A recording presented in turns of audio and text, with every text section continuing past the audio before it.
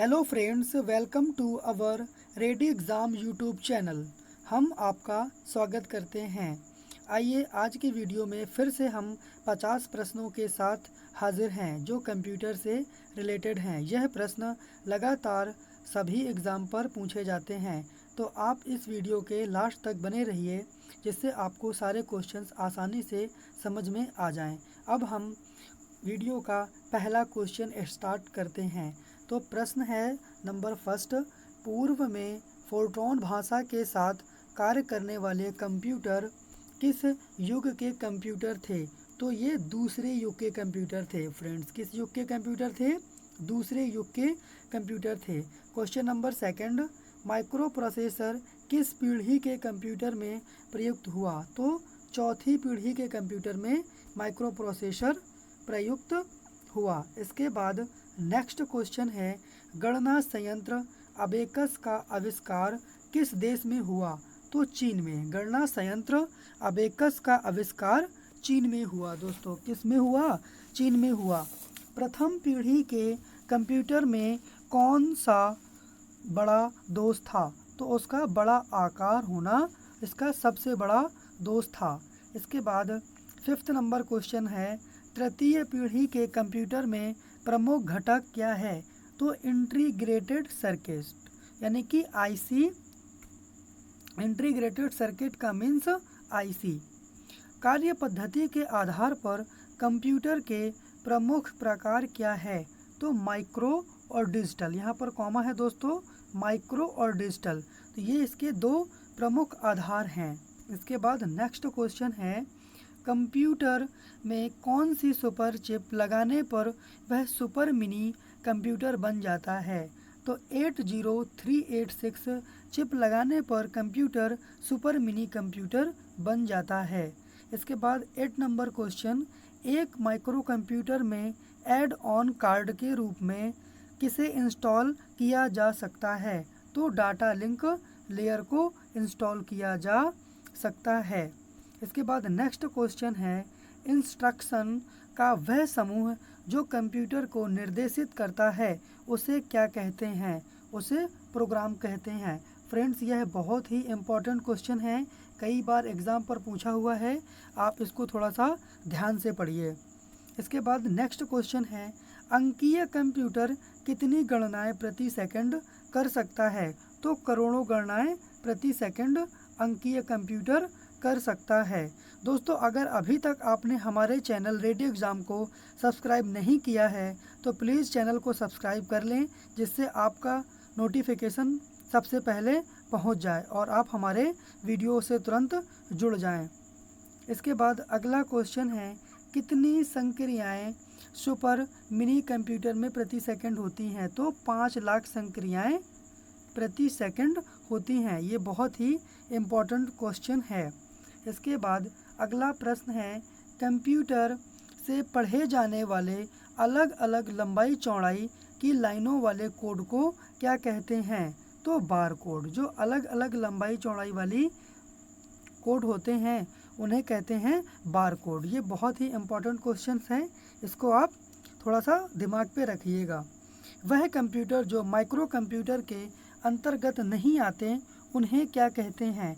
तो उन्हें atomic computer कहते हैं। जो माइक्रो कंप्यूटर की श्रेणी में नहीं आते उन्हें एटॉमिक कंप्यूटर कहते हैं।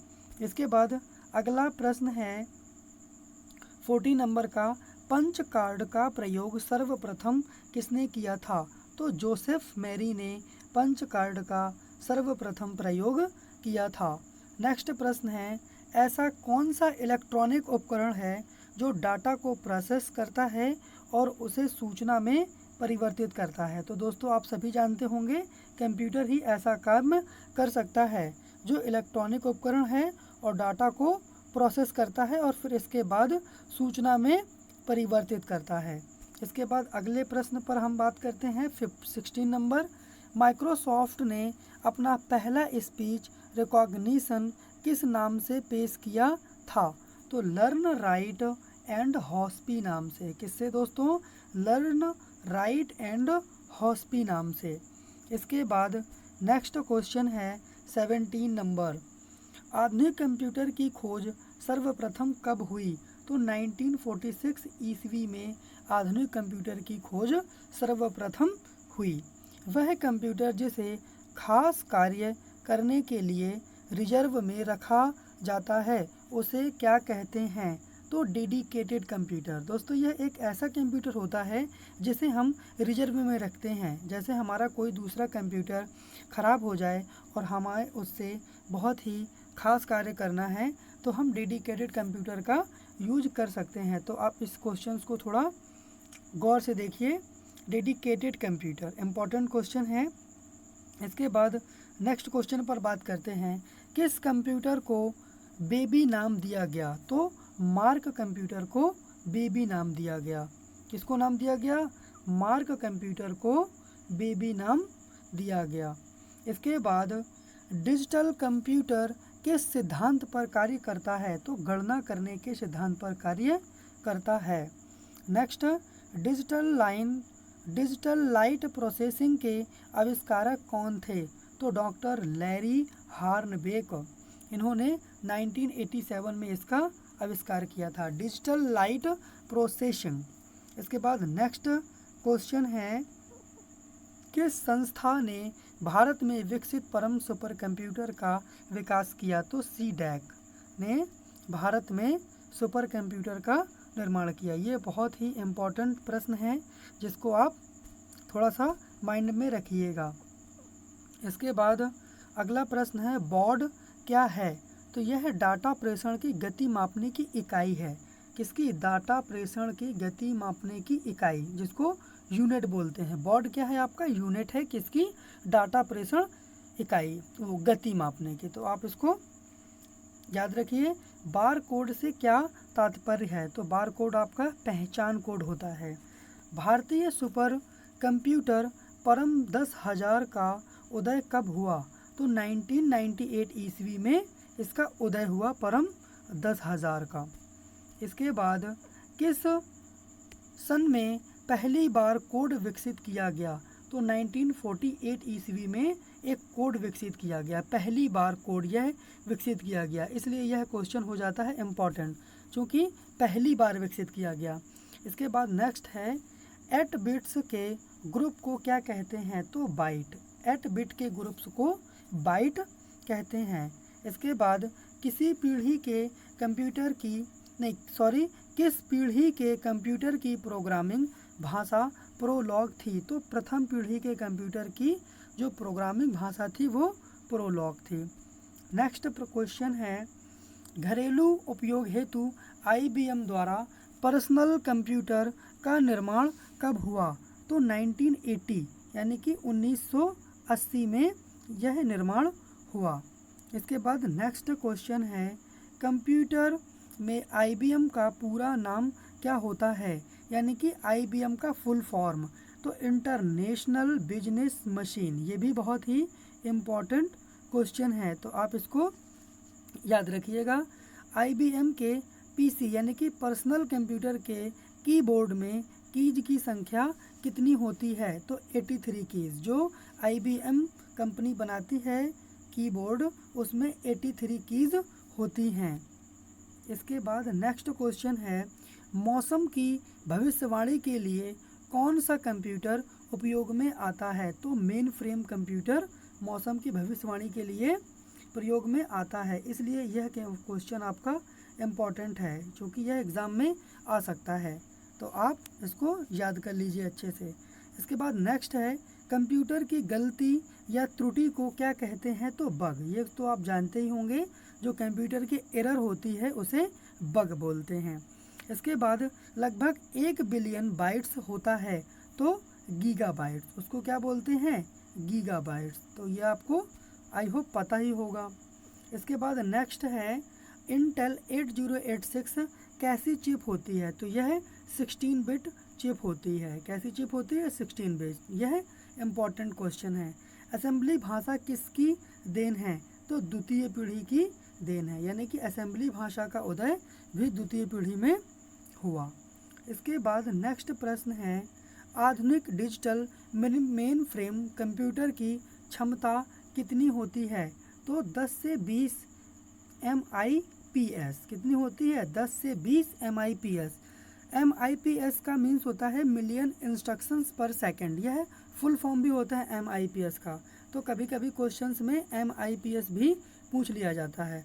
दोस्तों, अगर अभी तक हमारे चैनल को आपने सब्सक्राइब नहीं किया है तो आप सब्सक्राइब कर लीजिए और बेल आइकन को प्रेस कर लीजिए, ताकि जब भी हम अपनी वीडियो अपलोड करें तो सबसे पहले आपके पास नोटिफिकेशन जाए। अगला क्वेश्चन है, पास्कल क्या है?